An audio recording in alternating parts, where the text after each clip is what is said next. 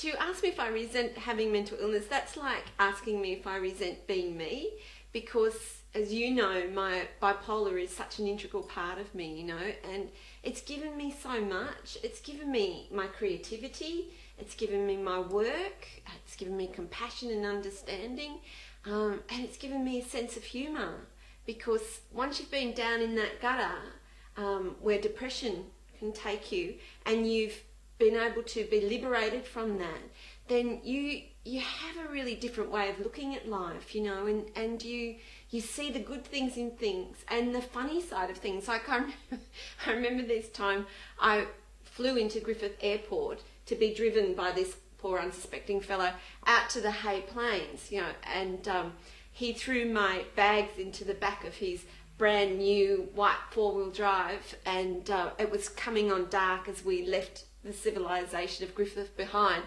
and he said to me, "Faye, what is your position at the conference?" And I looked at him and I said, "Well, Keith, I'm the nutter. I'm here to speak about having mental illness." And he's freaked, you know, and he's wedged himself against the door and he's driving like this. His eyes are bugged out, you know, and by the time we got out to the Hay Plains, there's nothing else out there. There's just him and me, and there's roadkill to the left and roadkill to the right of us. And we'd been having this normal conversation that Keith was pretty surprised about, me having mental illness and all, didn't expect that would happen. And we'd been going for some time, and then he turned to me and he said in a typically stigmatising way, "Well, Faye, I don't understand. I mean, just how sick are you? You seem quite normal to me." And I just couldn't help myself, you know, because of that. I've heard things like that time and again, and I said to him, "Well, Keith, it's like this. You see, I'm quite normal, really," but I explained about the chemical imbalances of the brain.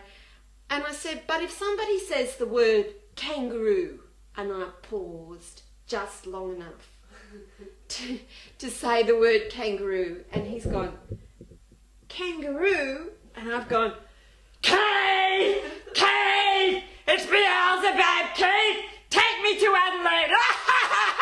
And he's freaked. He's pulled the car up and he's out. He's gone out into the darkness. He'd rather be out there in the dark with the roadkill than be in the car with me. You know, this crazy woman that's going off. And it took me some time to convince the poor bloke that he can get back into the car, that it's just a joke, you know. And finally he comes back shivering and shaking with fear, you know.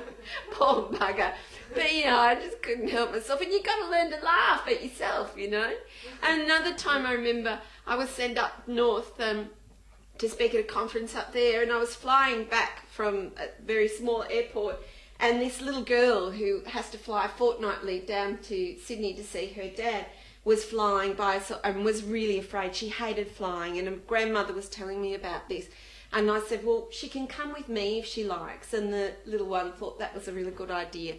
So we flew together on the plane, and just as the plane started to rev up, she was really frightened and crying and shaking, you know. And I said, "Oh, Maddie, this is fantastic. I love to fly, you know. This is the best part. Do you know why? Because you can pretend you're a bird. What's your favourite bird?" And she goes, "Cockatoo." I went, "Huh? Oh, Maddie, I love flying. I love to fly. Here we go. We're going up. Oh, feel that. Oh, I love it. I love it. Look at that. That's Mr. Smith's shed there. Oh, I love that shed. My favourite shed. And that's my favourite river.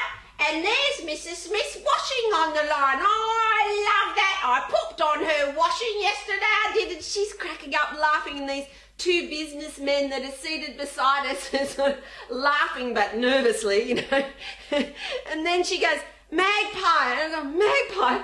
Oh, oh, Maggie, we could fly all the way to Sydney. Be a magpie with me, Maddie." She's just laughing, you know. So we flew all the way to Sydney with me being a cockatoo and a magpie, you know, and everybody else is laughing. And I rang her the next week, you know, to see how she was, how she got on over the weekend. And I said, "Did you have news at school today, Maddie?" And she said, "Yes, I did." And I said, "Did you tell them you went to the zoo with Dad?" And she said, "No." And I said, "Well, what did you tell them?" She said, I told them I flew to Sydney with a mad woman who thinks she's a magpie. But when you've been psychotic like I have, you know, and you think you've been, you know, a lot worse things than magpies, so, and you kind of lose your inhibitions and you learn to enjoy life and, you know, just laugh at yourself.